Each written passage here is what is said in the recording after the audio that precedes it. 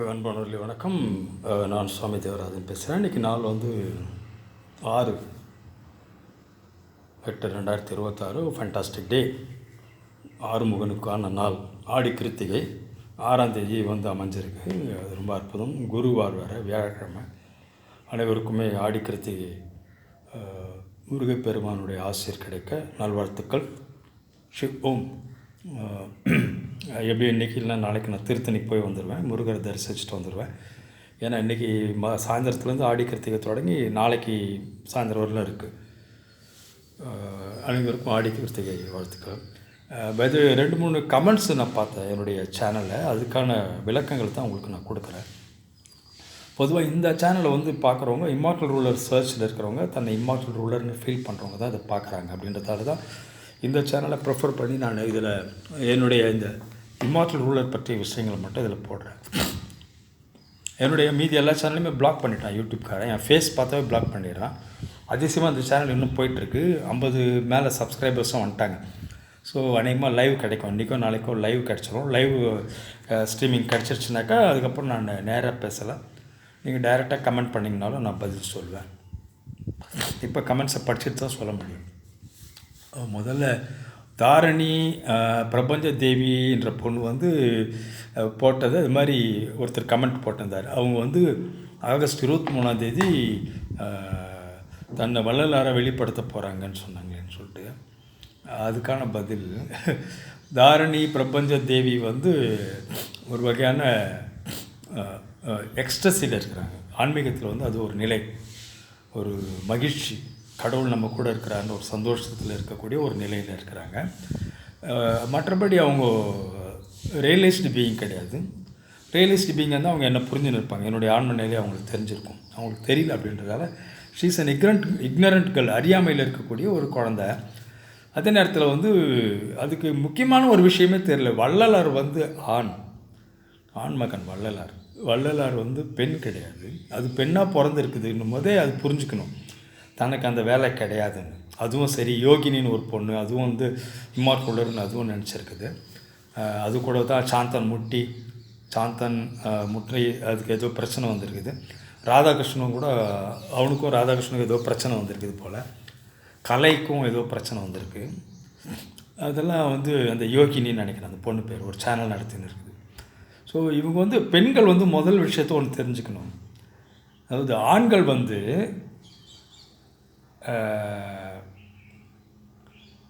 ஆன்மீகத்துக்கானவர்கள், பெண்கள் வந்து இயற்கையோடு சேர்ந்தவங்க. அவங்களுக்கு வந்து பார்த்திங்கன்னா மென்ஸ்ட்ரல் பீரியட் வந்து பீரியாடிக்கலாக வரும். மாதத்துக்கு 28 நாளைக்கு ஒரு தடவை சந்திரன் வர்றது போல், முழு சந்திரனும் தேய்பிறை சந்திரன் 15 நாளைக்கு ஒரு தடவை வர மாதிரி, முழு சந்திரன் மாதத்துக்கு ஒரு தடவை வர மாதிரி, அதே மாதிரி அமாவாசை மாதத்துக்கு ஒரு தடவை வர மாதிரி பெண்களுக்கு 28 நாளைக்கு ஒரு முறை மாதவிடாய் வரும். அந்த சைக்கிள் இருக்குதுன்னும் போதே தேர் சைக்கிளிக்கல், இயற்கையோடு இயந்தவர்கள். எப்படி ஒரு நாளுக்கு 24 மணி நேரத்துக்கு ஒரு தடவை ஒரு சுற்றுதோ பூமி தன்னைத்தானே, எப்படி 365 நாளுக்கு ஒரு தடவை பூமி சூரியன் ஒரு தடவை சுற்றிடுதோ, அதுமாதிரி பெண்களுக்கு அவங்களுக்கான அந்த இயற்கை சுழற்சி 12 வருஷத்துக்கு ஒரு தடவை எப்படி குறிஞ்சி மலருதோ, பெண்களுக்கு மாதத்துக்கு ஒரு தடவை அவங்க உடலில் பூ பூக்கும். அந்த பூ வந்து சூழ்விட்டால் காயாகி கனியாகி குழந்தையாகும். அது பெண்கள் வந்து பூ போன்றவர்கள், அதை பூவையர்னு சொல்லுவாங்க. அவங்க வந்து இயற்கையோடு சேர்ந்தவங்க. அவங்க கடவுள் மாதிரி. பெண்கள் வந்து மனித பிறவியில் வரமாட்டாங்க. கடவுள் வந்து படைச்சதுலேயே கடைசி பிறவி தான் பெண். கடவுள் உலகத்தெல்லாம் படைச்சிட்டு, பைபிள் பிரகாரம் சொல்கிறேன், கடைசியாக பார்க்குறாரு, ஆம்பளையை படைச்சிக்கிறார் ஆதாம் வந்து தனியாக சுற்றி நிற்கிறான். மீதி எல்லாத்தையும் ஜோடியாக படைச்சிருக்காரு. இவனுக்கு சமமான ஒருத்தரை ஏற்படுத்தணுமே அப்படின்னு சொன்னது பெண்ணை ஏற்படுத்துகிறார். ஸோ ஆதாமுக்கு கூட ஒரு குறை இருக்குது. ஒரு என்ன சொல்கிறது, ஒரு தனக்கு நிறைவில்லாத ஒரு தன்மை இருக்குது. அதான் ஆம்பளைங்க எப்போ இருந்தாலும் நிறைவோடுலாம் இருக்க மாட்டாங்க. ஆனால் பெண்கள் வந்து எப்போவுமே நிறைவோடு இருப்பாங்க. அவங்க எதுவுமே அசைய மாட்டாங்க, கவலையே பட மாட்டாங்க எதை பற்றியுமே. அது பெண்களுடைய இயல்பாக இருக்கேன்னு கேட்டிங்கன்னா, அவங்க முழுமையாக படைக்கப்பட்ட படைப்பு. கடைசியாக ஆதாம் கிட்ட இருக்கிற அந்த குறையை சரி பண்ணி கடவுள் படைத்து தான் பெண்கள் வந்து தான் கடைசியாக படைக்கப்பட்ட படைப்பு இயற்கையில், பைபிள் பிரகாரமே பிப்ளிக்கலாகவே சொல்கிறேன். அதனால் பெண்களுக்கு வந்து எந்த குறையுமே இருக்காது. ஒரு ஆம்பளையே இல்லாமல் பெண்களால் வாழ முடியும். ஆனால் ஒரு ஆணால் பெண் இல்லாமல் வாழ முடியாது. ஆணுக்கு தேவை அப்படின்றதால கடவுள் வந்து பெண்ணை படைக்கிறார். மற்றபடி பெண்ணுக்கு தேவைன்னு ஆணை படைக்கலாம். ஒரு ஆண் இல்லாமல் பெண்ணால் வாழ முடியும், பெண் இல்லாமல் ஆணால் வாழ முடியாது. பெண் வந்து கடவுளுடைய அம்சம், தெய்வம், இயற்கை, பிரபஞ்சத்தினோட அம்சம் தான் பெண் அப்படின்றது, பெண்மைன்றதை தவிர ஆண்மை மட்டும்தான் டெசிஷன் மேக்கர். தான் முடிவு எடுக்கணுன்ற ஒரு தன்மை உள்ளது ஆணுக்கு மட்டும்தான் உண்டு.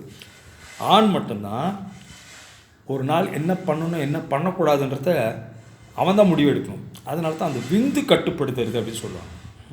செமன் கண்ட்ரோல் அப்படின்றது ஆணுக்கு மட்டும்தான் உண்டு. ஆடு மாடுகள் இதுங்கெல்லாம் வந்து செமன் கண்ட்ரோல்லாம் பண்ணாது. அதுங்களுக்கு ஒரு உந்துதல் வந்தால் உடனே தானாக போய் ஒரு பெண் மிருகத்தோடு புணர்ந்து அதுங்க அதோடு முடிச்சுக்கும். அவ்வளோ. ஆண் வந்து அப்படி கிடையாது. ஆணுக்கு மட்டும்தான் அது டெசிஷன் மேக்கிங் பவர் உண்டு. அந்த விந்தை எப்படி பயன்படுத்தணும், அது ஒரு பெண்ணோடு புணர்ந்து குழந்தையாக்கணுமா அல்லது வீணாக்கணுமா அல்லது கட்டுப்படுத்தணுமா அப்படின்றது ஆண்கிட்ட உண்டு. ஆனால் ஒரு பெண்ணு நினச்சா அப்படிலாம் பண்ண முடியாது. அது பாட்டு மாதம் பிறந்தாக்கா மென்சஸ் வந்துடும். மாதம் பிறக்கிறதுக்கு முன்னாடி அவங்க ப்ரெக்னென்ட் ஆகிட்டாங்கனாக்கா மென்சஸ் வராது, அது குழந்தையாகும். அது ஒரு காய் கொடுக்கின்ற ஒரு மரம் போன்றவர்கள் தான் பெண்கள். எப்படி மரத்துக்கு வந்து எந்த விருப்பு வெறுப்பு கிடையாது, அது பாட்டில் சூழ் விட்டால் குழந்தை பிறக்கும். அது மாதிரி பெண் சூழ் விட்டால் குழந்தை பிறக்கும். சூழ் விடாவிட்டால் வந்து மென்சஸ் பீரியடில் அது போயிடும். மற்றபடி அவங்க அதை தடுக்க முடியாது, மென்சஸ் வராமல் தடுக்க முடியாது. மருந்து கொடுக்கலாம், நீங்கள் மருந்து கொடுத்து தடுக்கிறதுக்கு இப்போ அது மருத்துவர்கள் கண்டுபிடிச்சிருக்கிறாங்க. பட் ஆனால் இயற்கை அப்படி பண்ணலை. இயற்கை வந்து அவங்கள அப்படி தான் விட்டுருக்கு. நம்ம ஆண் அப்படி கிடையாது. உங்கள் மைண்ட் கண்ட்ரோலை வச்சு நீங்கள் ஆண் வந்து விந்தை வந்து அடக்க முடியும், விந்தை கட்ட முடியும். அப்படி கட்டியவர்கள் தான் சுவாமின்னு சொல்லிக்க முடியும். நான் அது மாதிரி ஒருத்தர் தான். I succeeded controlling my sexual urge in 1994. 1994 என்னுடைய விந்தை கட்டுப்படுத்தி நிறுத்திட்டேன். செக்ஷுவல் அர்ஜ் எனக்கு கிடையாது. அதாவது காம தேடுதல் எனக்கு கிடையாது. அது இல்லாமல் பண்ணிட்டேன் நான் 1994. அப்போத்துல தான் நான் சுவாமின்னு சொல்ல தொடங்கினேன். எங்கள் அப்பாக்கிட்ட எவ்வளோ சொன்னேன் 1994, அப்பா எனக்கு கல்யாணம்லாம் தேவையில்லைப்பா, எனக்கு எந்த அர்ஜும் கிடையாது, எந்த பொண்ணு கூட நான் வாழணுன்ற அவசியமே கிடையாது, கல்யாணம் வேணான்னு சொன்னேன். எங்கள் அப்பா கம்பல் பண்ணி கட்டாயப்படுத்தி அழுது ஃபிசிக்கலாக அழுதாங்க. எங்கள் அப்பா நீ கல்யாணம் பண்ணிக்கப்பா, இந்த எல்லோரும் கேட்குறாங்க பொண்ணுக்கு ஏன் கல்யாணம் பண்ணலன்னு சொல்லிட்டு எங்கள் அப்பா அழுது எனக்கு கல்யாணம் பண்ணி வச்சாங்க. புரியுதுங்களா? மற்றபடி நான் அதுதான் என்னை சிவன்னு சொல்லிக்குவேன். நான் ஆனால் செயல்படவும் முடியும், அர்ஜ் இல்லாமல் இருக்க முடியும். பட் சிவசங்கர் பாபாலாம் அப்படி கிடையாது. சிவசங்கர் பாபாலாம் அவன் அலி ஆகிட்டான். அதுதான் அவனுக்கு வந்து நான் சப்போர்ட் பண்ணி அவனை காப்பாற்றினேன். அவன் வந்து செக்ஷுவல் அலிகேஷனில் மாட்டினப்போ அவன் ஒன்றுமே பண்ண முடியாது, அவன் பொட்டன்னு நான் சொன்னேன். பெண்மை அடைஞ்சாச்சு. அதனால் அவனுக்கு வந்து அந்த அலிகேஷன்லாம் நீங்கள் சொல்கிறது பொருந்தாது, அவன் ஒரு அலின்னு சொல்லிட்டு நான் சொல்லி தான் சிவசங்கர் பாபாவை நான் காப்பாற்றினேன். ஏன்னு கேட்டிங்கனாக்கா சிவன் மட்டும்தான் ரெண்டுமே செய்ய முடியும். ஆணாகவும் செயல்பட முடியும், அலியாகவும் இருக்க முடியும், பெண்ணாகவும் இருக்க முடியும். ஐ ஆம் தட் ஷோ. இது இப்போ நான் சொல்கிறத மிகப்பெரிய சீக்ரெட்ஸ், ஆன்மீகத்தினோட மிகப்பெரிய சூட்சமத்தை நான் இப்போ சொல்லின்னு இருக்கேன். ஏன்னா இதை பார்க்கக்கூடியவங்க என்னுடைய முக்கியமான நண்பர்கள், இம்மார்டல் ரூலர் சர்ச்சில் இருக்கிறவங்க அல்லது இம்மார்டல் ரூலர்னு தன்னை ஃபீல் பண்ணுறவங்களுக்கான விஷயம் தான் இது. அது அந்த விந்து கட்டுப்படுத்துகின்ற விஷயம் வந்து ஆண்கிட்ட மட்டும்தான் இருக்குது. இது ஐயப்ப சாமி சபரிமலைக்கு போகிறாங்க இல்லையா, அவங்க கூட விரதம் இருப்பாங்க. 48 நாள் விரதம் இருப்பாங்க ஒரு மண்டலம். அந்த 48 நாள் எவனுக்கு விந்து வெளிப்படாமல் உள்ளவே இருந்துச்சோ உடம்புக்குள்ளேயே அவன் சாமி ஆகிட்டான்னு அர்த்தம். ஆனால் அப்படி இருக்க முடியாது. 48 நாள் கூட ஒருத்தன் உடம்பு, அதுவும் அந்த வயசு பசங்க வந்து உடம்புல விந்து வச்சுக்க முடியாது. கட்டாயமாக ஏதாவது ஒரு கனவுல வந்து வெளியே போய்டும். அதனால தான் சாயந்தரம் ஒரு தடவை குளிக்க சொல்லுவாங்க ஐயப்ப சாமிகள். சாயந்தரம் உடம்பு குளிர்ச்சியாக இருக்கணும்னு பார்ப்பாங்க. அதுமாதிரி வேட்டி மட்டும் கட்டி நிற்பாங்க. லேசான துணி போடணும், இறுக்கமான துணி போடக்கூடாது. இறுக்கமான துணி போட்டாலும் விந்து வெளியே போட்டுரும். ஸோ நைட்டில் தூங்கும்போது. அதனால் இது மாதிரி எவ்வளோ விஷயங்கள் இருக்குது. இது எல்லாத்தையும் உள்ளடக்கி தான் ஆன்மீகம் அப்படின்ற பேர் வச்சாங்க. அதில் 2 சுழின்னு தான். ஆனால் ஆன்மீகம், ஆண்களுக்கான வழி தான் ஆன்மீகம். பெண்களுக்கு அது கிடையாது. பெண்கள் வந்து இயற்கையாக வாழ வேண்டியது தான். பெண்கள் வந்து ஆண்களுக்கு துணையாக படைக்கப்பட்டவர்கள். அதனால் பாப்பா தாரணை வந்து புரிஞ்சுக்கணும். வள்ளலாரால் ஆக முடியாது. வள்ளலாரெலாம் அந்த விந்து கட்டினவர் தான். விந்து கட்டினதால் தான் அவர் வள்ளலார் சுவாமி. அந்த விந்து கட்டிட்டாங்கன்னாக்கா அதுக்கப்புறம் பிரபஞ்சத்தில் நிறைய சக்தி, பஞ்சபூதங்கள் அவங்களுக்கு கட்டுப்படும். ஏன்னா அவங்க தன்னைத்தானே கட்டுப்படுத்திட்டதால் எப்போ ஒருத்தர் தன்னைத்தானே கட்டுப்படுத்துகிறானோ அவனுக்கு இந்த பிரபஞ்சமே கட்டுப்படும். அது மாதிரி கட்டுப்படுத்தினவங்க தான் மிகப்பெரிய சுவாமிகள். அது மாதிரி நான் சுவாமியாகவும் இருந்திருக்கிறேன், சாதாரண ஆம்பளையாகவும் இப்போ இருந்துருக்கிறேன். அது என்னால் மட்டும்தான் முடியும். ஏன்னா நான் ஈஸ்வரன், சாதாரண மனுஷன் கிடையாது நான். வேறு மீதி பேரில் விந்து கட்டினது தான், அவன் சாமியாகவே இருக்க வேண்டியது தான், குரு சாமியாக இருக்க வேண்டியது தான். நான் அப்படி கிடையாது. விந்து கட்டுவேன், விந்தை ரிலீஸ் பண்ணுவேன், ரெண்டுமே என்னால் முடியும். அது வந்து முதல் கேள்வி. அதாவது தாரணி பிரபஞ்ச தேவி வந்து வள்ளலார் கிடையாதுன்றதுக்கான ஒரு விளக்கம். நான் தான் வள்ளலார், நான் ஏற்கனவே வெளிப்பட்டாச்சு. நான் தான் போகர், நான் வெளிப்பட்டாச்சு. நான் தான் ஜீசஸ் கிரைஸ்ட் ரீபான், நான் வெளிப்பட்டாச்சு. நான் தான் இமாம் மஹதி, முஸ்லீம்களுக்கான தேடுதலுக்கான ஆள் நான் தான். அதுதான் அஜ்மீன் வந்து சவுதி அரேபியாவிலேருந்து என் கூட நேரில் பண்ணலான்னு வெயிட் பண்ணுறாரு நாளைக்கு. ஆனால் முஸ்லீம்களுக்கு நான் தான். எல்லாமே எல்லா மதத்தில் எல்லாம் புத்த மைத்தரையும் நான் தான். எல்லாரும் யாரெல்லாம் தேடி இருக்காங்களோ நமக்கு ஒரு மீட்பர் வருவார்னு அவர் தான் நான். ஷிப்பு அது முதல். ரெண்டாவது வந்து இப்போ ஒரு தம்பி இன்னொரு வீடியோவுக்கு ஒரு கமெண்ட் போட்டிருந்தார். அவர் என்ன சொல்கிறாரு, ஐயா நீங்கள் ஒவ்வொரு பாடல்லையும் அறம்பாடி சித்தருடைய பாடல் ஒவ்வொன்றையும் படித்து அது உங்களுக்கு எப்படி பொருந்ததுன்னு சொல்லுங்கன்னு போட்டிருந்தாரு. அதுக்கு நான் அந்த கமெண்ட்டில் பதில் சொல்லியிருந்தேன். நான் திரும்ப நான் சொல்கிறேன். நாஸ்ட்ராடாமஸ் வந்து 2-3 விஷயங்கள் தான் சொல்லியிருந்தார் இம்மார்டல் வேர்ல்ட் பற்றி. ஒன்று வந்து அவர் முக்கடல் சங்கமிக்கின்ற ஒரு இடத்துலேருந்து உருவாவார். அவர் வந்து அந்த முக்கடல் சங்கமிக்கக்கூடிய அந்த நாட்டின் பெயரும், அதன் 3 கடல் ஒரு கடலின் பெயரும், அந்த நாட்டில் பண்பற்றிருக்கிற மதத்தின் பெயரும் அவருக்கு இருக்கும். அந்த நாட்டுக்கும் இது 3 ஒன்றா இருக்கும். அந்த நாட்டின் பெயர், அந்த நாட்டில் பண்பற்றிருக்கிற மதம், அதுக்கப்புறம் அந்த கடலில் ஒன்று, இது 3மே ஒன்றா இருக்கிற இடத்துல இருந்து அவர் பிறப்பார். அது இந்தியா, அவ்வளோதான். ஸோ இந்தியாவில் பிறப்பார்னு அது சொல்லியிருக்கிறாரு. மற்றபடி பெரிய விஷயம்லாம் நாஸ்ட்ராடாமஸ் உலகத்தை ஆளக்கூடிய அழிவில்லாத ஆட்சியாளன் இம்மார்டல் ரூலர் வந்து இந்தியாவிலேருந்து வருவார்ன்றத அவர் சொல்லிட்டார் இன்டைரக்டாக. பாபா வாங்கா வந்து 2025 வெளிப்படுவார்னு சொல்லிட்டார். 2025 உங்களுக்கு வெளிப்பட்டேன். அவங்க வந்து 1996 இறந்தாங்கன்னு நினைக்கிறாங்க. அவங்க இப்போ இருக்க டொனால்ட் ட்ரம்ப்புக்கு ஃப்ரெண்ட் அவங்க. அப்புறம் இப்போ லேட்டஸ்ட்டாக வந்து அறம்பாடி சித்தர் பாடல்கள், அந்த பாடல்கள் தான் நம்மளை ஒன்றா சேர்த்துருக்கு. வீர பிரம்மேந்திரர் நான் தான், வள்ளலார் நான் தான், அப்புறம் ஐயா வைகுண்டர் நான் தான். எல்லாம் பார்த்தா நான் சாதாரணமாக தெரிவேன், பட் எனக்குள்ளே இருக்கிற ஆத்மா அதுதான். நான் தான் அந்த ஆத்மா. அத்தனை ரூபம் எடுத்து, அத்தனை வடிவம் எடுத்து, அத்தனை வாழ்க்கை வாழ்ந்தது நான் தான். அப்போ அந்த தம்பிக்கு அதனால் இப்போ நான் இது சொல்லிக்கிறேன்னா, அறம்பாடி சித்தர் பாடல் தான் லேட்டஸ்ட் ரிவிலேஷன்ஸ் அபவுட் மீ. என்னை பற்றிய பாடல்கள் அதில் வந்திருக்கு. என்னை பற்றி எல்லாமே சொல்லியிருக்கிறாங்க. அது மட்டும் இல்லாமல் அதில் வந்து என்னை மட்டும் சொல்லலை, இந்த குரூப்பில் இருக்கக்கூடிய எல்லாருக்குமான பாடல் அது. இந்த தேடுதலில் இருக்கிறவங்க, தன்னை இமார்டலுடன் ஃபீல் பண்ணுறவங்க எல்லாருக்குமே அந்த பாடல்கள் எழுதப்பட்டுள்ளன. நம்மளை ஒன்றாக இணைப்பதற்கான பாடல்கள் தான் அறம்பாடி சித்தரின் பாடல்கள். தும்மிட்டு மாதிரி பார்த்தீங்களா, தும்மல் வந்துச்சு பாருங்கள். ஆக அறம்பாடி சித்தர் வந்து நம்மளை ஒன்று சேர்ப்பதற்காக அந்த பாடல்களை எழுதி நம்ம எல்லாரையுமே ஒன்றா கொண்டாந்துருக்கிறார். ஸோ நம்ம ஒற்றுமையாக செயல்படணும். இதில் வந்து அந்த பாடல் முழுசாக பொருந்துறது எனக்கு தான். முதல்ல இந்த சூழரேகை, அதுக்கப்புறம் இது எனக்கு மட்டும்தான் இருக்கும். அடுத்து அவர் இன்னொன்று சொல்லியிருப்பார், சில நேரத்தில் கிழவனாக தோன்றுவார், சில நேரத்தில் இளைஞனாக தோன்றுவார்னு சொல்லிட்டு. நான் தாடி எடுத்துகிட்டு ட்ரிம் பண்ணி டை எடுத்தும் சில நேரத்தில் அப்பியர் ஆவேன். அப்போது எங்காவும் தெரியும். இப்போ கிடையாது. என் பசங்கள்லாம் எல்கேஜி யூகேஜி படிக்கும்போது பெயின் ஸ்கூல், சிஎஸ்சி பெயின் ஸ்கூலில் படித்தாங்க கீழ்பாக்கில். அப்போவே வந்து நான் அதை ட்ரிம் பண்ணி டை அடிச்சுன்னு போனேன்னாக்கா, என் மகளை கூப்பிட்டு வரத்துக்கு ஸ்கூலுக்கு போனேன்னா எல்லாம் கேட்பாங்க, அந்த பெரியவர் ஒருத்தர் வருவார், அவங்க தம்பியா நீங்கன்னு கேட்பாங்க. ஸோ அதனால் நான் யங்காகவும் தெரிவேன், ஓல்டாகவும் தெரிவேன், ரெண்டுமாவும் தெரிவேன். அதை பற்றியும் அறம்பாடி சித்தர் பாடலில் போட்டிருக்கிறாரு. அவருக்கு 2 ஈவுன்னு சொல்லியிருப்பார். 2 ஈவுனா 2 பெண் குழந்தைன்னு தான் அர்த்தம். ஈவுன்றது வந்து பெண் குழந்தைகளை குறிக்கும். திரும்பவும் அதே தான். அதாவது பெண் குழந்தைகள் வந்து நமக்கு கடன் பட்டவர்கள் கிடையாது, முடிஞ்சிடுச்சுன்னு அர்த்தம். ஒரு வகுத்தல் கணக்கு போட்டிங்கனாக்கா, டிவைடிங் பண்ணும்போது ஒரு நம்பரை டிவைட் பண்ணும்போது ஈவுன்றது என்னன்னாக்கா முற்று பெற்றது. எத்தனை தடவை முழுசாக போதும். இப்போ 8 வந்து 4ஆல் வகுத்திங்கனாக்கா 4 2 8 இல்லையா? ஸோ 2 தான் ஈவு. மீதி வந்து 0, மீதி எதுவுமே கிடையாது. ஸோ மீதின்னு வர்றது வந்து ஆணை குறிக்கும். மீதி வந்து 9 டிவைட் பண்ணுறோம் 2ஆல்னாக்கா, 4ஆல் 9 டிவைட் பண்ணோம்னாக்கா அதே 4ஆல் 8னா மீதி ஒன்றும் கிடையாது, ஈவு மட்டும் 2. அதே 9 வந்து 4ஆல் டிவைட் பண்ணாக்கா 2 ஈவு, மீதி வந்து 1. ஸோ அது வந்து 2 பெண் குழந்தை ஒரு ஆணை குறிக்கும். ஸோ அவர் வந்து மீதின்னு சொல்லலை, அவருக்கு 2 ஈவுன்னு தான் சொல்லியிருப்பார் அறம்பாடி சித்தர். 2 பெண் குழந்தைகள் தான் அர்த்தம்.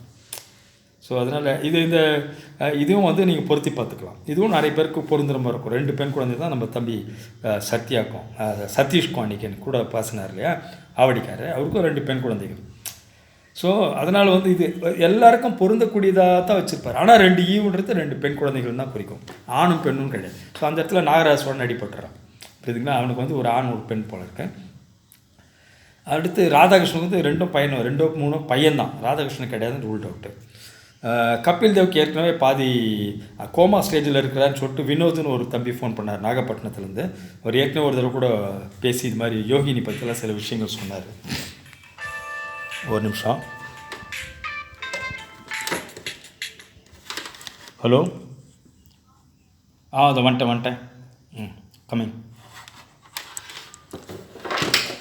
ஸோ அதனால் கபில் தேவ் கிடையாது. ஆல்மோஸ்ட்டு கபில் தேவ் வந்து டெத் ஸ்டேஜில் இருக்கிறதா அவர் சொன்னார் வினோத். அப்புறம் ஸோ இவங்கெல்லாம் தான் இப்போது. ரெண்டாவது அவருக்கு வந்து 2024 60 வயசுன்னு அப்போ வந்த பாடல், 2024 வந்த பாடல். அவருக்கு இப்போ 60 வயசுன்னு சொல்கிறாங்க. 60 வயசு அப்போ எனக்கு மட்டும்தான். எனக்கு கூட வந்து ராதாகிருஷ்ணனுக்கும் 60 வயசு. ஆனால் வந்து ராதாகிருஷ்ணன் நான் சொன்ன மாதிரி 2 3 ஆம்பளை பசங்க தான் இருக்காங்க, 2 பெண் குழந்தைகள் கிடையாது. 2 பெண் குழந்தைகள் கொண்டது தான் இம்மார்ட். இதெல்லாம் வந்து தனிப்பட்ட குறிப்புகள், எனக்கே உள்ள குறிப்புகள். நான் தான் அதுன்னு காட்டுறது. நீண்ட மூக்கு, கூர்மையான நீண்ட மூக்கு எனக்கு தான். எந்த அளவுக்கு நீட்டாக கூற வந்து ராதாகிருஷ்ணனுக்கோ நாகராஜ சோழனுக்கோ கபில் தேவுக்கோ கிடையாது. என்னுடைய முகத்தை பார்க்கும்போதே தெரியும் நான் தான் சாமி, நான் தான் அதுன்ட்டு.